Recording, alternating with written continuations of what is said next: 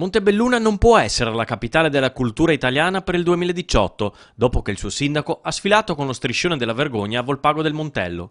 Questo è il tenore dell'interrogazione presentata alla Camera dei Deputati e indirizzata al ministro Franceschini da due onorevoli del PD, il pordenonese Giorgio Zanini e la trevigiana Floriana Casellato.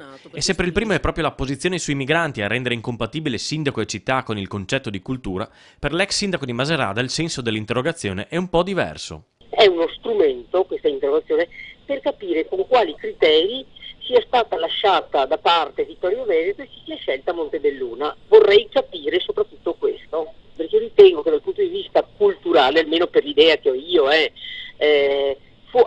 molti più punti, diciamo, una città come Vittorio Veneto, città medaglia d'oro alla Resistenza, Grande Guerra. A Montebelluna, sia sul versante migranti che per quello della competizione con Vittorio Veneto, non l'hanno presa certo bene, anzi.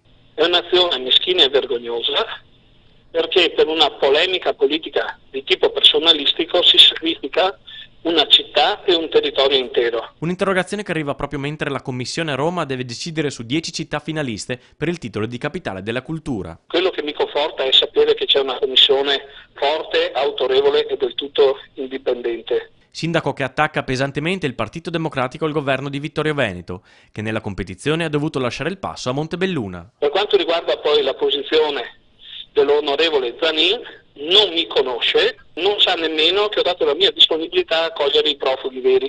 Per quanto riguarda la Casellato, è un'offesa alla città di Montebelluna che si ponga la domanda perché è stata preferita a Montebelluna a Vittorio Veneto.